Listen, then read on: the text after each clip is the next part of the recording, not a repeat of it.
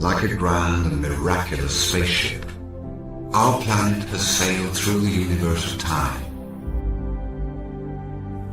Like a grand and miraculous spaceship. Grand and miraculous. Grand and miraculous.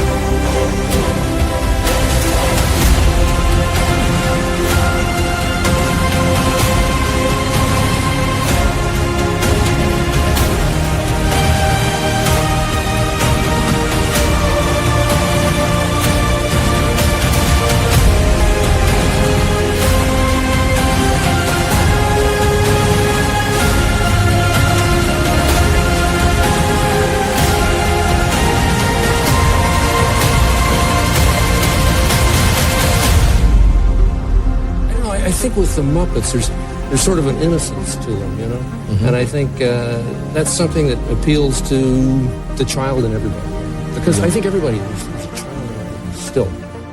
Well, we all want to build a time machine, don't we? So when you enter Disneyland, you're entering a time machine. I only hope that we never lose sight of one thing, that it was all started by a mouse.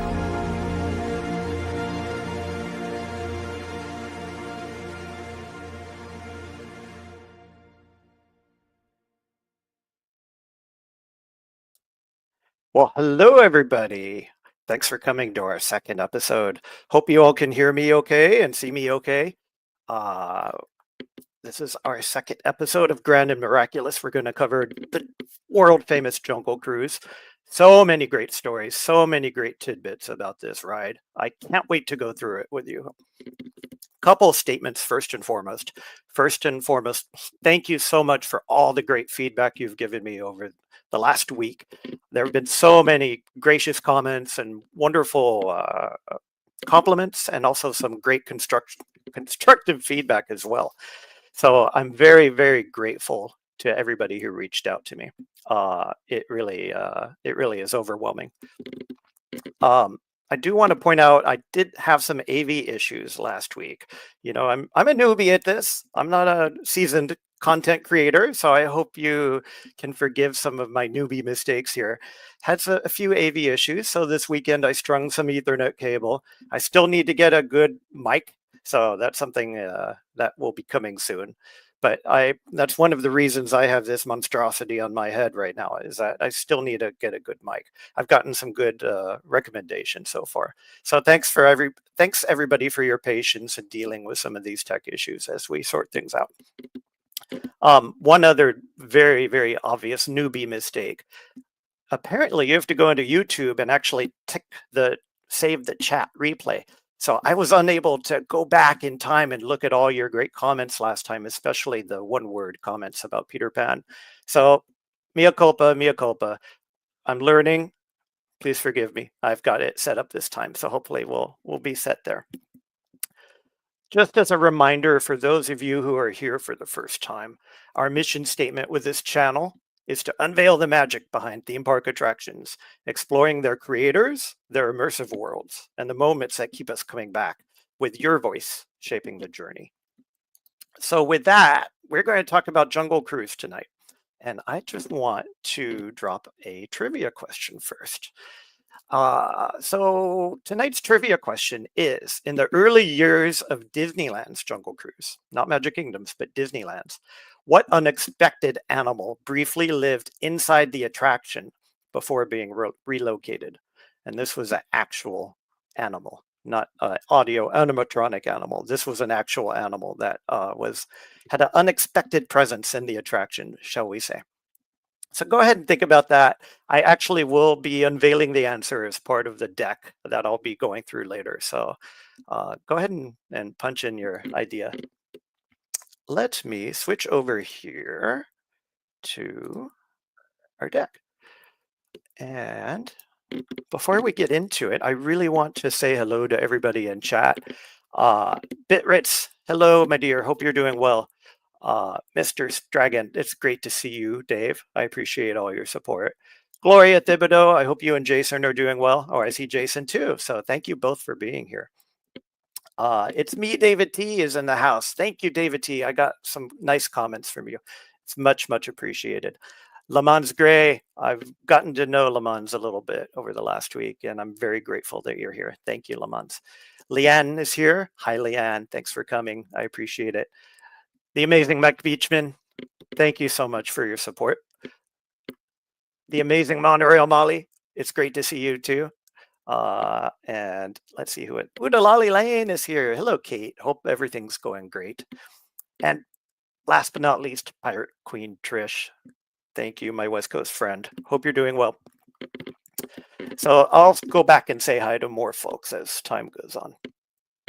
All right, so let's take a look at our deck here.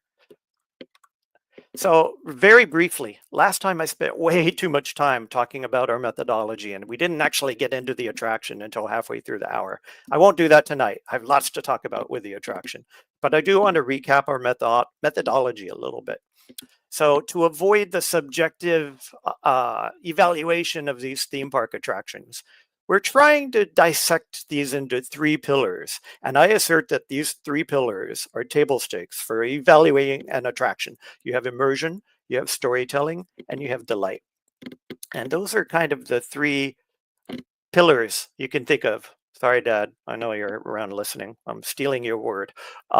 These are the 3 pillars you can think about when dissecting some of these.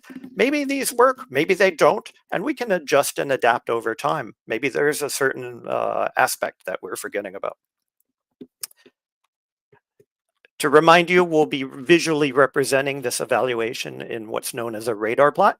So you can see the more of the triangle that's covered, the better the rating is. And just to reiterate, this is not me speaking for an hour. I really need your voice. This is supposed to be an interactive experience. So what I'm hoping to do is by going through some of these rides and setting up some methodology, we can all evaluate these attractions ourselves and see which ones really, resonate and which ones may need a little bit of tweaking over time. I want to remind you the website, grandmiraculous.com.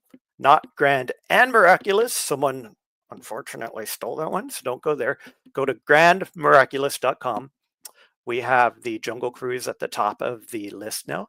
And I'd invite you all to go there in a separate tab and put in your perspective of how you would evaluate the Jungle Cruise based on the pillars of immersion, on storytelling, and on delight.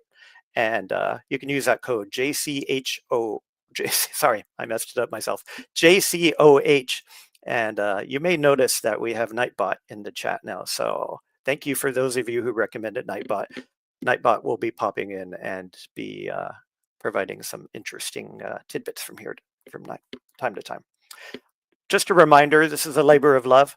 If you're interested in this message or what we're trying to do here, please do donate. There are a lot of great worthy charities out there. As a reminder, the one I like, the Lake Buena Vista Historical Society, who puts on Retro Magic, which is a great show. Can't wait to see what they're going to pull off this year. So if you feel so inclined, go and check out their website. They have some amazing stuff.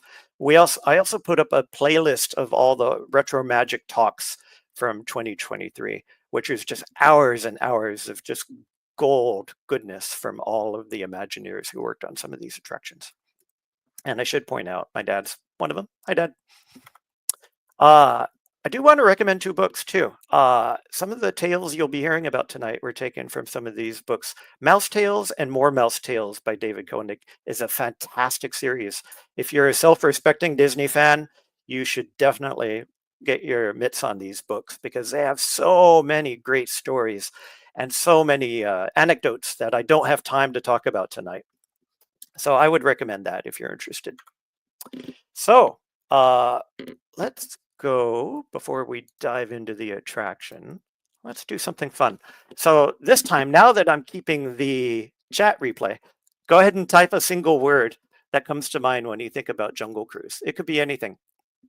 I won't bias the chat by mentioning what I think about it, but if you have a single word that represents what you think this attraction means to you, go ahead and punch it in. And next week I'll have a kind of a word cloud or something like that so that we can talk about it. All right, I see some great comments so far. So yes, let's talk about the Jungle Cruise. Let's talk about the history first. So the Jungle Cruise exists in 4 different Disney parks. Of course, it exists in Disneyland as an opening day attraction. Magic Kingdom also as an opening day attraction. In Tokyo Disneyland, it opened in 1983. Now it has a slightly different title in Tokyo. It's called Jungle Cruise Wildlife Expedition. And in Hong Kong Disneyland, it's called the Jungle River Cruise, and it has a very interesting twist that we'll talk about later in a bit.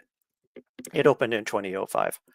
Now, it does not exist in Disneyland Paris or Shanghai Disneyland for reasons we'll talk to in a while. Let me get rid of this banner. Okay, so like I mentioned in the last episode, one of the goals of this channel is not only to educate, but also get to know some of these great Imagineers who have really set the foundation for these attractions that we know and love. If you take anything away from this channel, it is to get to know and basically not memorize, but essentially imprint on your mind what some of these Imagineers did and how hard they struggled to bring us the entertainment that we have today. So I'll start tonight with Harper Goff. This is a name that you will hear very frequently on this show, especially as we start getting into World Showcase in Epcot, but that's for a future show. So who's Harper Goff? He was born in 1911 in Fort Collins, Colorado. He studied at the Chouinard Art Institute, which you'll hear about also a lot. Now, he met Walt Disney in a very famous incident, which we'll have in the next slide that we'll figure out how actually he met. He designed the iconic Nautilus. So those of you who have seen 20,000 Leagues Under the Sea, it's a fantastic design of a submarine. He's a guy behind it. And very interestingly, he was in World War II, and he actually designed the camouflage colors for standard issue colors in World War II. A person came up to him and asked him if he could try out some different colors, and apparently they worked so well, they ended up using them as the official camouflage colors. He also played banjo in the Dixieland band Firehouse 5+2. And that's a picture of his window up in Adventureland, and you could see it's definitely reflecting his banjo talents. Now, the story about how he met Walt Disney is fascinating. In 1951, he browsed the shelves of a place called Bassett Lauk. I think I'm saying that correctly. It's a miniature train store in central London. An antique train caught his eye. He was really interested in buying it, but it was already bought. And he said, darn it, who happened to already buy this train that I really want? Well, guess what? It happened to be Walt Disney. Walt came into the store later, and that's how he met Harper Goff. I'm sure there's a little bit of jealousy on Harper's side, but they ended up striking up a conversation, and Walt Disney got to know about Harper's art talent, and they hit it off from there. Walt told Goff, when you get back to America, come back and talk to me. Walt tasked Goff with visiting amusement parks across the country to gather inspiration. But after those visits, he came back unconvinced. And that's one of the reasons that they essentially imbued a lot of creativity into Disneyland, is that they really felt a lot of the theme parks in the US really was missing something intangible. That's hard to say. Our next Imagineer is Bill Evans, and those of you who appreciate greenery should definitely get to know and love this guy. Bill Evans was a horticulturalist extraordinaire. He was born in 1910 in Santa Monica. He learned botany from his father, a second-generation horticulturalist. He traveled the world collecting seeds while serving in the Merchant Marine. And he actually met Walt Disney while landscaping his actual house in Holmby Hills. Now, over the years, people got to know his talent at landscaping. If there's anyone who essentially made the look and feel of Disneyland the lush green environment that we all appreciate, it's Mr. Bill Evans. And he has a window that you can see here. It says Evans Gardens, which is very appropriate. Eventually, he became the director of landscape architecture, overseeing Disneyland, Walt Disney World, Epcot, and more. And of course, Marc Davis. This is a very, very famous name. Marc is one of the original 9 old men that I believe most of you know. Marc Davis was born in 1913 in Bakersfield. He attended Kansas City Art Institute, California School of Fine Arts, and Otis Institute. Now, he joined Disney in 1935 as an apprentice animator on Snow White and the Seven Dwarfs. And he became one of Disney's 9 old men. There were a selection of animators that were just so core to what Disney was trying to accomplish that they earned the appellation 9 old men. And Marc Davis definitely earned his part of that crew. He's a Disney legend. He impacted too many films and attractions that I can't put, that we don't have time for. But most importantly, and why we're mentioning him tonight, is that he introduced humor and storytelling into theme park experiences. He has a very critical role on Jungle Cruise that we'll get to know in a little bit. And you can see there his window there. Now, the Jungle Cruise attraction itself had its origins in the True Life Adventures series on TV. In case some of you haven't heard of it, it was a documentary series that Walt Disney began production on in the late 1940s. It started with an episode called Seal Island in 1948. It was so successful that it moved from 2 reel shorts to full-length documentaries. Now, the idea of having a section of Disneyland dedicated to this series was so irresistible. In fact, they had the part of the theme park not called Adventureland, but it was actually called True Life Adventureland to reflect that and honor the original True Life Adventure series. Now, of course, the centerpiece attraction and the attraction that was going to take most of the land was to be a Jungle River Cruise boat ride. So the idea of this was to salute and tribute the original True Life Adventure series that had become so popular.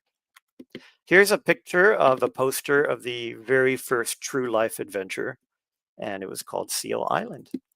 And there are lots of these that have to do with all the different True Life Adventure shorts and eventually feature films. Here's a picture of a book including more of these True Life Adventures, including Nature's Half Acre. We talked about Seal Island. There's Beaver Valley. Then there's Bear Country, which some of you may recognize as a land in itself in Disneyland later on. Now, the Jungle Cruise itself had a few other sources of inspiration. One of them was the African lion from the True Life Adventures film series. We talked about True Life, and this is one of them. But Harper Goff actually was really inspired also by a little movie called The African Queen, which is, many of you are very familiar with it. Had Katharine Hepburn in it. And Harper really wanted to take some of these ideas that he learned about in The African Queen and transplant them into the Jungle Cruise. And if you go back and watch the old movie, it's pretty, you'll probably feel a little bit of, wow, gosh, I feel like I've been here. Because a lot of it has to do with, traversing the jungle in a ship that looks almost identical to what we go through today in the Jungle Cruise. Now, a very interesting story. When Harper Goff and Walt Disney got together, they were trying to figure out, okay, how do we get this jungle river adventure thingy going? How should we plan this out? Now, the original idea was to actually have boats circumnavigate an island. So there would be an island out in the middle of the water and the boats would go circumnavigate it. Now, Harper Goff told Walt, no, that's not going to work. If you go counterclockwise around the island, everybody's going to look to the left. The boat's not going to move sideways or rotate, so half the people are going to be in trouble. They're going to have to look over the shoulders of people beside them. If any of you have been on the safari at Animal Kingdom, you probably know what I'm talking about, although it's done much better there. So they realized, okay, going around an island won't work. The next suggestion was to actually enter a river that existed in the island itself. Getting across a lake and to the island became a big point of contention, though. They were trying to figure out, okay, how do we actually get guests from the dock onto the island and back? What's that transition? We talked a little bit about transitions when we talked about immersion. Well, Goff suggested that they purchase racing boats, of all things, so that they could speed back to the dock and avoid any dead time trying to get back to the dock. Walt thankfully vetoed that idea. He didn't want the boats to go fast at all. He wanted a leisurely pace through the jungle.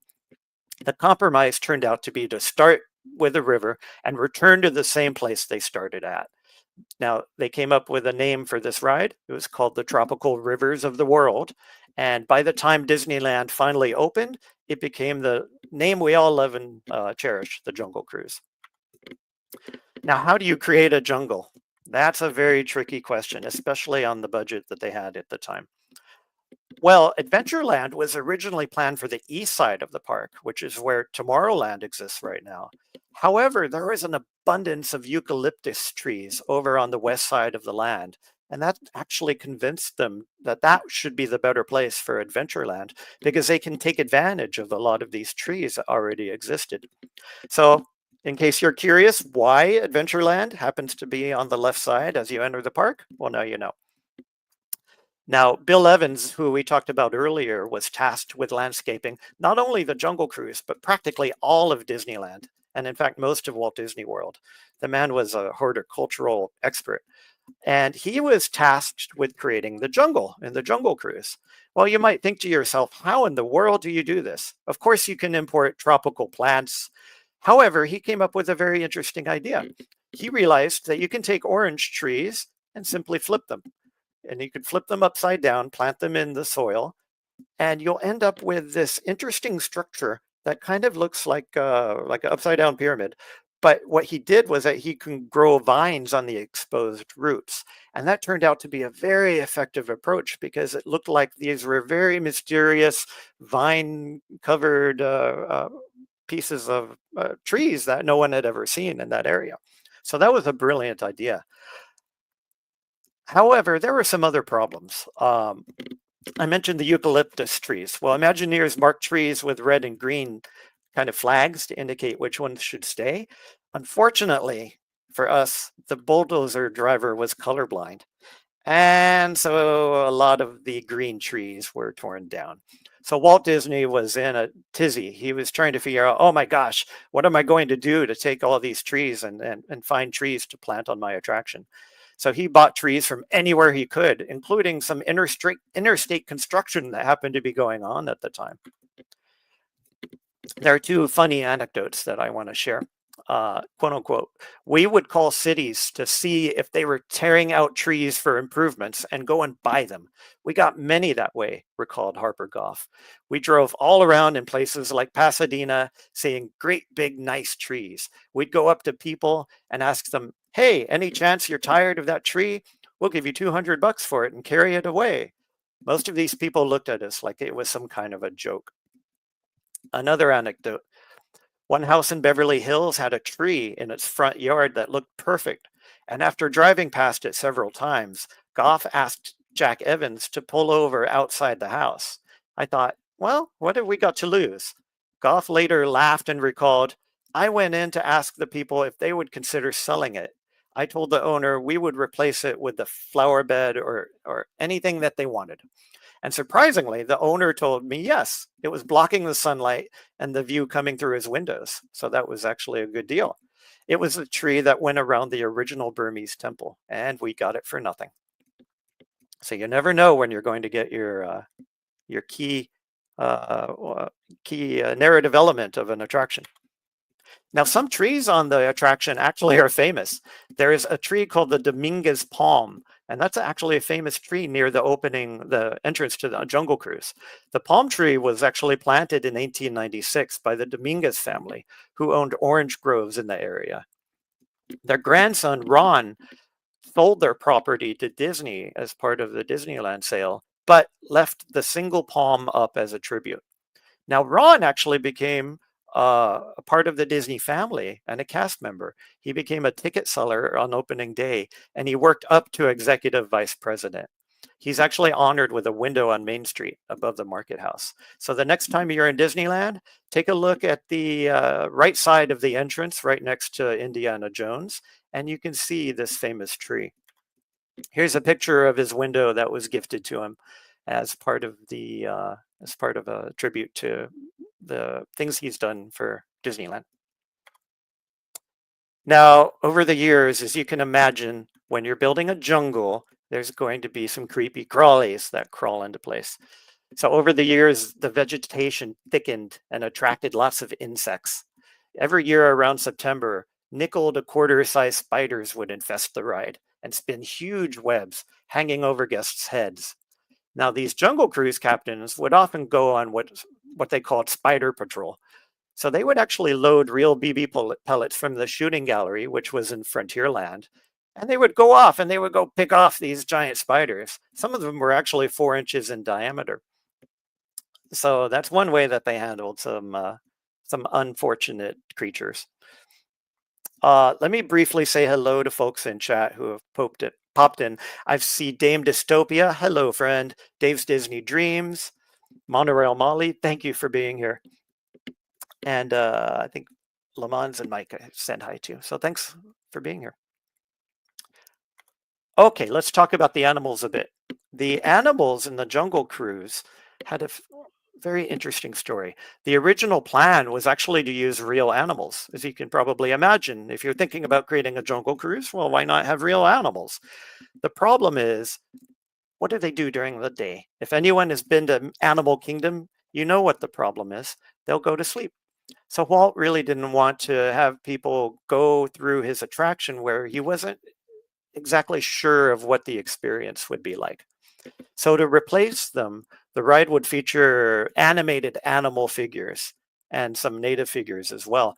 These figures are the predecessor of audio animatronics. They didn't do very much at all. Some were completely still, and some just moved a little bit left and right.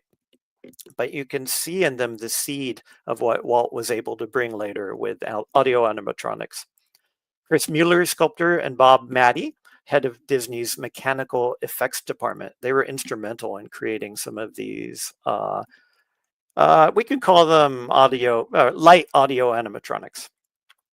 Here's a great picture of 2 lion cubs that are being placed into the scene of the African veldt that we'll talk about in a bit.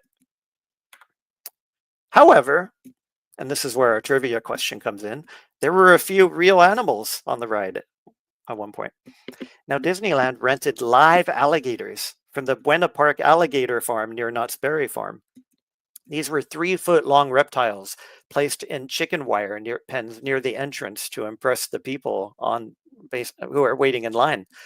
However, there's one problem. Alligators make a hissing noise. So what happened was that many guests thought that they were not real. They thought that these real alligators sitting out front were battery operated, and that the mechanical ones on the ride were actually the real alligators. So the guest's perception was exactly reversed from reality. Unfortunately, children, thinking that these alligators were not real, they would pelt the creatures with popcorn, the poor things, and whack them with small rubber gators purchased as souvenirs. Now, occasionally, an alligator would actually break loose and slip into the lagoon. These alligator farm handlers from the Buena Park Alligator Farm would stand on the deck and make funny noises with their throat to lure the gators back to the dock. Of course, sometimes they had to send out divers to help unstick boats who got stuck on the track. And they were a little bit wary, knowing that a live alligator might be hanging out in the water, as you can imagine. All in all, it was an experiment that didn't work out. Management retired it and returned these creatures back to the farm. So Time for a new vocabulary word. I'm going to introduce a word called turbidity. Now, what is turbidity? Turbidity is the cloudiness of or haziness of water. So the reason I bring this up is that you can probably imagine a jungle cruise with a clear water would not be very effective. And the reason for that is all the mechanics that happen to be in the water. You have the track, you have the various things that raise and lower different animals. All of that would be visible to the guests. And of course, we don't want that. So the waterway was originally dyed brown. So you can see here is a very old picture of the Jungle Cruise back when the park opened. And the watercolor is not what you see today. Today, the water was changed to a more greenish hue, a bluish hue. And the water is about 5 feet deep. So if you happen to fall into the water, most folks would be fine. You just stand up. Of course, some people are height challenged and they may need a little bit of help, but it's not a deep amount of water at all. The boats themselves, we had 12 of them. There were a maximum of 9 in operation. 8 of them had guests on them, and 1 was allocated for training. Now, the original 1955 boats, they were very clean and idealized. You can see up top a picture of what they look like, with, essentially a white boat with striped canopies. Now, however, they're much more realistic, and they reflect actual watercraft. You can see the distinction between the top boat and the bottom boat pretty distinctly. The queue itself was originally just a line in a hut. However, they made big changes that we'll talk about later on. And now it's themed as the headquarters of the Jungle Navigation Company. We'll talk about the lore in a bit. This is essentially a fictional river trading company located in a British colony. Now, the queue area has many props. I'm talking about after the renovation with the new headquarters. You could probably spend a whole day just meandering amongst the different displays in the queue itself. There are pinned insects, there are old radios, there are all kinds of neat stuff to go look at. And big band music from the 20s and 40s plays overhead, punctuated by bulletins. You probably have all heard that before. Here's a picture of the original queue. This is what I got to know and love as I was growing up in Disneyland. There wasn't much to it. There were a bunch of thatched huts and a sign and essentially a line that went back and forth. Today, however, it's much different. There is actually a lot of architecture that really sells the idea that you're going on an expedition, and it has a much greater effect. And it also is a double decker, so the line can go up and down as well during busy periods. This is the picture from Magic Kingdom, as you all know, and it retains some of that style of the River Navigation Company. Now, I do want to point out one thing that you may not know.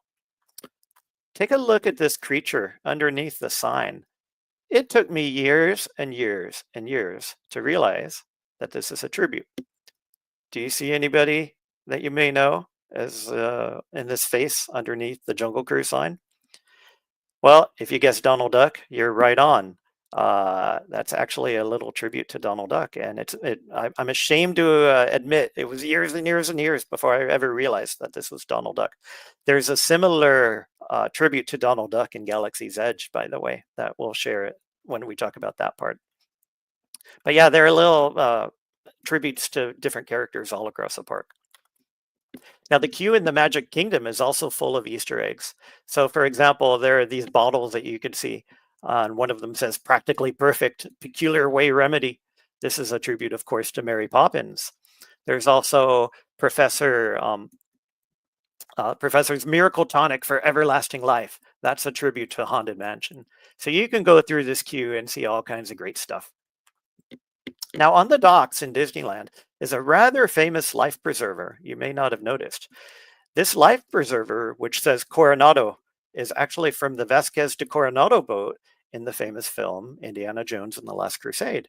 You may remember in the opening when Indy was having the struggle and he almost lost the gold cross. Well, that was the boat, and this is the prop from the boat. Let's talk about company lore a little bit. So diving into the fictional aspects of what they are essentially trying to convey with this ride is a fictional company called the Jungle Navigation Company Limited. This is a fictional organization behind the Jungle Cruise. It was founded by Dr. Albert Falls in 1911, and over time it shifted focus to tourism, launching the Jungle Cruise in 1931 under the leadership of Alberta Falls, Albert's granddaughter. Now, the company has ties to a very interesting group that you'll hear about. It's called the Disney's Society of Explorers and Adventurers. Now, they've actually built up a whole kind of, you know how Marvel has the Marvel Cinematic Universe? There's this whole notion of an attraction universe with different key figures from this fictional organization called the Society of Explorers and Adventurers. And of course, those of you who have been to Downtown Disney in the old days may remember the Adventurers Club, which this grew out of as well. This fictional company also operates the Skipper Canteen, a new restaurant in the Magic Kingdom that we'll talk about in a bit. Okay, let's talk about the ride and let's start our trip. Now, the first river that you hit when you start the ride are the Irrawaddy and Mekong rivers. These represent tropical Asia. It's a dense rainforest with large butterflies and toucans. Passengers glide underneath very famous stone arches. Now, there's a story, an anecdote, that some cast members originally said, and now we're passing under the very first monorail. Those cast members didn't last very long, unfortunately. Although it was funny, that wasn't the message that Disney was trying to convey. There's also a very famous stone face that represents historical Cambodian king, I'm going to butcher this, Jayavarman VII of the Khmer Empire. Tigers, giant spiders, king cobras precede the sacred Indian elephant bathing pool. And here's a picture, you probably all know it well, of the ruins. There's a tiger, and the face there is the famous king that we talked about. Onto the rivers of Africa next. We get to see a safari camp overrun with gorillas. And we get our first glimpse of Schweitzer Falls, the very famous waterfall of the Jungle Cruise. Now, you may think it's named after Dr. Schweitzer, but no, it's named after Dr. Albert Falls. Albert Falls, of course, is a fictional character that we just talked about. Now, originally, Disney actually did name the waterfall after Dr. Albert Schweitzer, humanitarian and physician. Now, what's interesting is that the pool that feeds the waterfalls is enormous. It takes 1,200 cubic feet of water. That's about 9,000 gallons, and it weighs 37 tons. So for me, it's not about seeing the backside of water. It's about seeing the underside of water. Because when you go under that waterfall, there's a whole lot of water above your head. And it's almost an engineering marvel that they're able to carry that much weight and have guests pass safely under it. Now, beyond the lines, then there's an angry black rhinoceros chased by a safari party. It leads to the Congo River with a sunken boat with angry hippos. And we see another boat taken over by chimpanzees. Some of these additions were added later. Here's a picture of the African veldt with all the animals looking on. And of course, the famous family photo of the lions with their sleeping friend, shall we say. Here's a great old picture from the early days of Disneyland, and you can see the old style boat approaching the hippos. And this is a wonderful picture of, I believe it's Harper Goff overseeing the construction of the waterfall section. Schweitzer Falls under construction. And of course, you know how the waterfall fits under the, how the boat fits under the waterfall. And you can kind of get a sense of how much water is above your head as you pass underneath. Don't mean to freak anybody out, but it's for me, it's a pretty interesting aspect of the ride. On to the Amazon. Passing behind Schweitzer Falls, we get the famous O2H joke. You probably have all heard it. O2H, O2H. Well, I'll note that chemistry majors point out that this is actually not such a great chemical. It's called hydroperoxyl radical, which ironically enough causes smog, which is not something we need in LA. So I hope that we don't actually create O2H in as a part of the experience. Now, a funny story is that there was a gorilla part of this scene, and he became the original herald of the Matterhorn bobsleds. If you may not know, the famous Yeti in the Matterhorn is named Harold. And later on, it was moved to the Guardians of the Galaxy ride in Disney's California Adventure. And you can see that instance of Harold today. There are a few skeletal animal remains that lead to the swarm of piranha. The piranha are a new innovation that was added. And we get to see some water buffalo and boa constrictors lead past Trader Sam's gift shop. And then we finally dock at the famous line. We dock at the paradox. 2 docks. You get it. Here's a great old picture of what the approach by the boa constrictor looked like in the old days. Now let's talk about that temple a little bit. Some of you know Magic Kingdom actually has an inside part of the ride, and it actually goes into an enclosed environment. Well, you may not know this name is called Shirley Temple. I'll move on. It was inspired by Angkor Thom of Angkor Wat in northern Cambodia.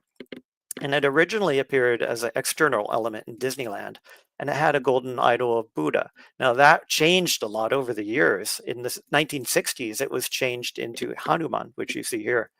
And then later on, it was changed into cobra and elephant statues. Now, Tokyo has a very interesting aspect, and I'd encourage you to go look at the Tokyo ride-through. During this part of the ride, skippers transform the temple using medallions that they carry on the boat. And it's a pretty interesting twist.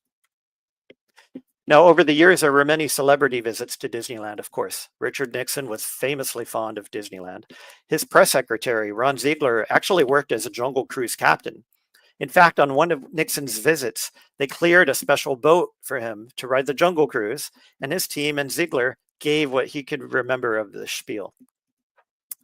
And famous actress Jane Mansfield once visited the park, and as some actresses want, they didn't really want a lot of publicity, so they didn't really want to be bothered, so they told Disney this. However, she came with 3 publicity agents, and they cleared a path for her and announced her to everybody.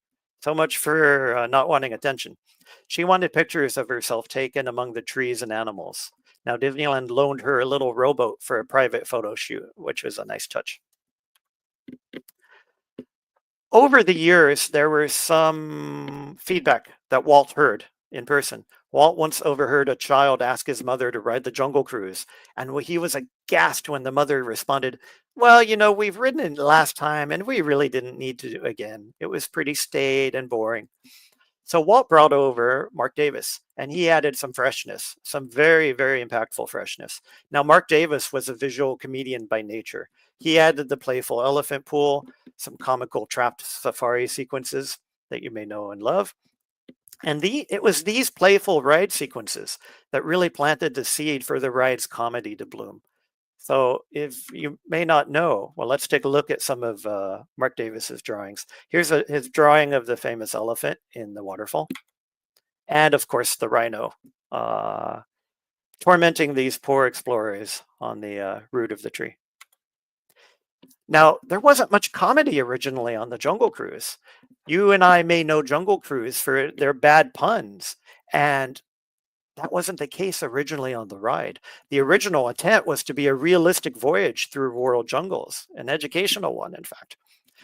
However, over time and after Mark Davis's improvements, the comedy blossomed. And what happened was that the class clowns of the cast member staff started manning the ride. Now, the best captains were very energetic and extroverted, not afraid to playfully pick on each other and the guests. One skipper tried to do as many 7-minute spiels in a row as possible. And in fact, he did 60 in an 8-hour shift. He never got out of the boat. He never went to the restroom. So I don't know if that's a record that still is held today, but it's a pretty impressive record. What's fun is that some skippers actually raced the boats around the lagoon after closing in the dark, in the pitch black. And unfortunately, one missed the turn and sank near the waterfall. Now, 2 guys jumped into the water. They pulled it back to the dock and dumped the water out that had flooded the boat. And very suspiciously, it didn't work the next day. Gee, I wonder why. I don't know what happened to those folks, but we'll just leave that story as it is.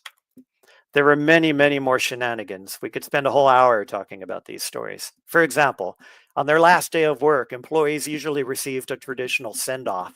More often than not, these involved throwing people into the lagoon or doing things like that. However, some of these anecdotes got very wild. For example, one departing skipper arrived at the hippo pool, ripped open his shirt, pulled out a rubber knife, dove into the river, and attacked a hippo right in front of guests. Another tied a rope to a tree, and he did a Tarzan routine while the captain of a nearby boat pulled out their gun and started shooting blanks at him. Now, one skipper famously hated the ride, and he didn't want to be assigned to it, but he was. So what he did was that as the ride went around the river, he just pointed at things. He said, elephant, snake, hippo.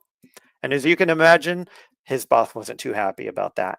He was told he would never work the ride again, and he got what he wanted.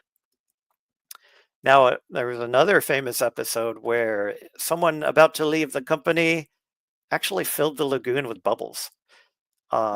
You can imagine what that looked like and the cost that it may have taken to cleanse the river of all the bubbles that were added. Now, well, it turns out that the cleaning bill was deducted from his final paycheck, apparently. Unfortunately, some of these captains, they go too far. One time, operators tried to fill boats with as many people as possible. Now, 30 to 35 is about as many as the boat can take. One time, a full boat was about to launch, but a tour group of 60 kids from Mexico suddenly showed up. Well, they squeezed about 3/4 of that group of 60 kids on.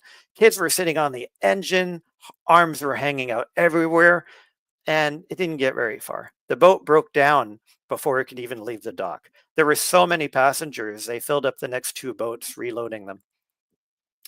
And there are some other anecdotes where they went too far. For example, captains would fill up the canopies with water, and they would actually race around the track intentionally so that when the boat took a sharp turn, well, guess where the water went?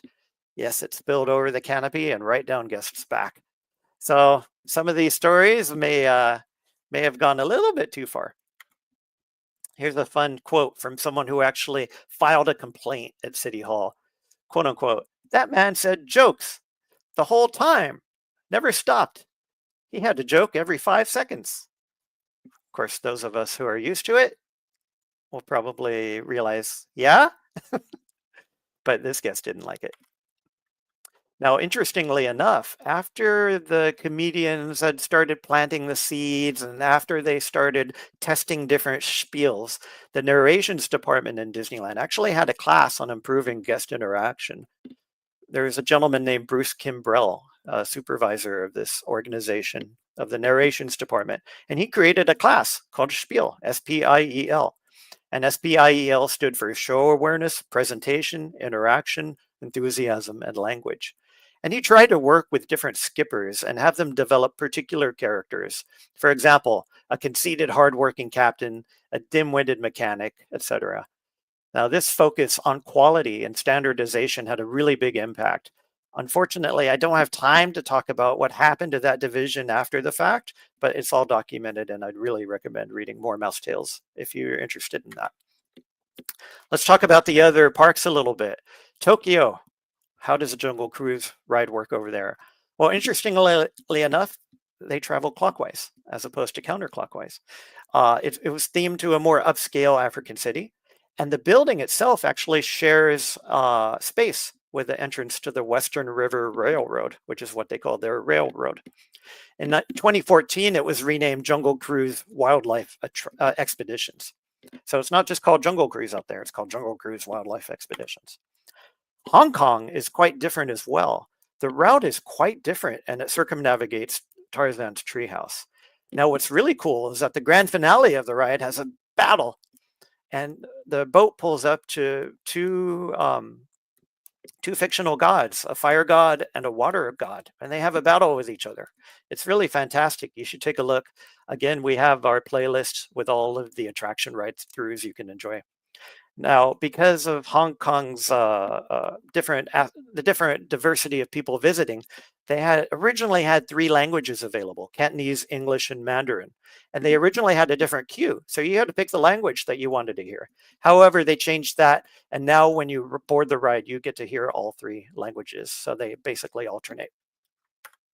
Here's a picture of the two gods from the Hong Kong attraction. What you're looking at here is actually the water god. You can see some steam coming out, and the fire god is to the right.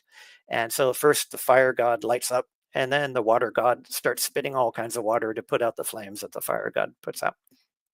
It's pretty neat. Now, what about Paris and Shanghai? How come they don't have a jungle cruise? Well, for one reason, the cold French climate wasn't really hospitable to water rides. There were already several knockoff jungle cruise rides already at various parks. And Shanghai, it wasn't a great fit for the park's design and theming. There's a distinct cultural vision that was really intended, and it wasn't a great fit to bring Jungle Cruise to Shanghai. One of the reasons is that they wanted to avoid direct copies of attractions out there. Now, in 1994, there were many changes. The Indiana Jones Adventure opened, and the river channel was rerouted to drift past the temple. Now, the original plans I really want to talk about and show you. The original plans were huge. There was a portion of the Jungle Cruise would actually enter the Temple of the Forbidden Eye. In fact, this massive complex would house not just 2 attractions, but 4 attractions. There's an absolutely beautiful rendering by Imagineering artist Brian Jowers. I'm going to show you here. This is gorgeous. I wish I had a copy of this or knew where the original was. In this rendering, you can see 4 different attractions. And let me zoom in briefly. Sorry, it's going to get a little fuzzy. You see the Indiana Jones Adventure. You see the railroad along the top. You see the Jungle Cruise. And finally, you see this very interesting ride. It's a mine train ride. And that ride was originally going to riff off of Indiana Jones and the Temple of Doom and be a minecart ride, complete with a loop. So huge, big visions. I should mention, of course, the holiday overlays. In 2013, both American versions of the attraction were given a holiday overlay and temporarily renamed the Jingle Cruise. Now, that was so successful, it expanded in 2014, and it remained in both parks until 2016. For various reasons, right now it remains only at the Magic Kingdom. Now we have to address, forgive me, the elephant in the room. In 2021, there was a big change to the Jungle Cruise. There were very scattered negative depictions of Native people that clouded the ride for years. There were many people who complained about that representation, including the Headhunter Party and Trader Sam. They made changes in 2021 to be more inclusive. And quoting Bob Iger, they said, the exciting changes we're making to one of Disney's most popular classic attractions, Jungle Cruise, reflect our commitment to creating unparalleled experiences that reflect not only the best in storytelling, but also the values and rich diversity of our world. So we can debate about the effectiveness of these changes, but overall, it's probably the right choice looking back. Also in 2021, there was a big change with the Quango Kate boat. It was a real boat until 2000. It was thought to be named after Katharine Hepburn, who was in The African Queen. And it was added back in 2021 as a sunk boat, ransacked by chimpanzees and near the hippo pool. The Skipper Canteen Library, in fact, has a book called Remembering Quango Gate. Disney Quest stepped up to the plate too. There was an attraction in Disney Quest called Virtual Jungle Cruise, and they had their own version. It basically involved transporting back to the jungle in the age of the dinosaurs. And there was a bit involving Wayne Zielinski from Honey, I Shrunk the Audience. The story of the ride is that you got transported back to the day the dinosaurs went extinct, and you had to go hunt for a particular gizmo that would bring you back. If you're familiar with the ride Dinosaur, you'll probably hear some beats that are familiar. You were on a raft, and it was basically a big, it basically moved you up and down in sync with the screen. Now, Jungle Cruise has its own restaurant as well. It's called the Skipper Canteen Restaurant in Magic Kingdom. Now, it serves as the international headquarters for the Jungle Navigation Company. It previously served as a meeting place for the Society of Explorers and Adventurers. And as lore goes, Alberta Falls, the granddaughter of Dr. Albert Falls, is a proprietor. Now, there's so many details in this restaurant. If you haven't eaten there, I'd encourage you to go. They have fantastic food. but there's so many great details in this restaurant. There is some fun books in the library section called Details of the Supernatural by Gracie, Seeking Knowledge by Mara, and Mission to the Red Planet by Tom Morrow. Lots of fun stuff there. And of course, we can't forget the film. We have to mention the film. There was a giant Jungle Cruise film that was released in 2021. It was a massive hit. It made $210 million worldwide. The interesting aspect about this film is Emily Blunt apparently hated Dwayne Johnson's puns. I had pages of puns and I would be like, okay, go. I would just say them. And the beauty of it is when you have two people, when you're delivering these puns, and we went on for hours, Jack Whitehall loved them, but Emily hated them. It brings me such joy. And when I know she hates it, the mustard I put on these puns, right? Oh, well. Now let's talk about the ride itself. How does this ride work given the 3 pillars that we talked about? Well, for immersion, I would give it an 8. There's definitely meticulously constructed jungle settings with lots of tongue-in-cheek details. The motion is very authentic. It doesn't distract from the narrative. Transitions are pretty well executed. They rely on narrator cues, but they could be, but they're pretty effective for the most part. There is subtle sensory cues, not much in the way of sound or temperature. Believability, despite the humor and the comedy that they brought to the attraction, it maintains an internal logic. And from a consistency point of view, the entire experience upholds a consistent tone. Now, there are some surprises too, a few unexpected moments surprise, but the overall format is well known. Visual effects, there are some aging animatronics. As we mentioned, they're not full audio animatronics. They may feel a little bit dated. And you can probably imagine what a new and refreshed Jungle Cruise would look like if it were created today.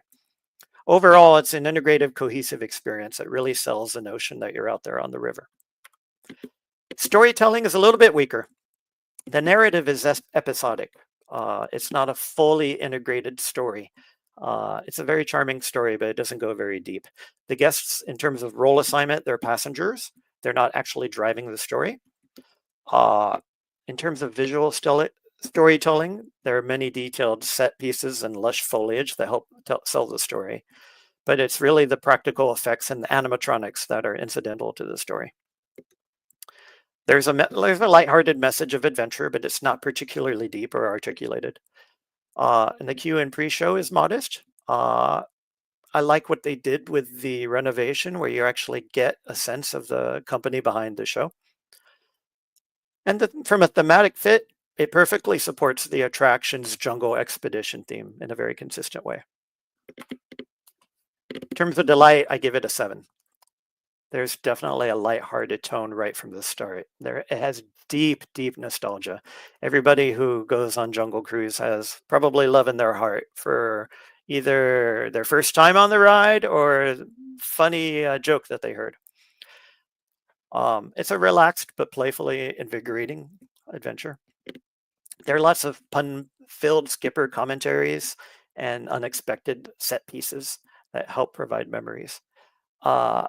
Now, obviously it's a retro style compared to some newer attractions, but the formula is familiar, and that's something that people really come back to and they want to experience again, to go back to a favorite ride, kind of like a comfortable blanket. It's welcoming, it's family friendly. They have a wheelchair accessible boat, no concerns about accessibility. And the ride length is pretty well balanced. It's neither too short nor too long. It's long enough to immerse you into the environment and build some anticipation. So overall, I give Jungle Cruise 6.95, which is pretty good. It's a little bit behind Peter Pan's from last week. If you haven't already, please go and provide your voice on grandmiraculous.com. And we could take a look and see if there are any new votes. Okay, we have 10 votes, and the community analysis is a little bit higher than what I put. It's 7.56. So again, if you haven't voted yet, please go to grandmiraculous.com, use the code JCOH, and you can punch in your opinion. We talked about the trivia answer already. It was the alligators that happened to be in the front of the queue that slipped into the lagoon. And those were the real life animals that slipped into the attraction by accident. Okay, wrapping up. We're going to hit Adventure Through Inner Space next week. This is an attraction that has gotten lots of requests. It's personally one of my favorites. It really aims high in terms of concept and storytelling, and we'll talk about that next week. Now, modern viewers may not know this ride very much, so we'll spend a little bit more time talking about the aspects of the attraction and how it works. But from a concept point of view, it's a very, very high concept attraction that really planted the seeds for other attractions around the park. And I hope you join me for that next week, 7 p.m., 10 p.m. on Tuesday. And we'll be miniaturized and we'll use magnification, if any of you remember this spiel. So I'll summarize again with some words from Ray Bradbury. Gather round the next great campfire. Let us seek and know and understand and dream a new book, a new instruction book to fly great spaceship Earth through the uncharted seas of the future world. Lock into dream that is your own. Find what truth is in your blood and beat a path from here to there. Your life is yours to own and be. The world is yours to shape and change. The stars are yours as just reward. Thank you, everybody, for being here for our second episode. I hope you got something interesting out of it. If you haven't voted, please go to the website, grandmiraculous.com, punch in your vote, entry code JCOH, and we'll see what the votes look like next week. Thank you again, and I can't wait to get miniaturized with you all next week. Talk to you later.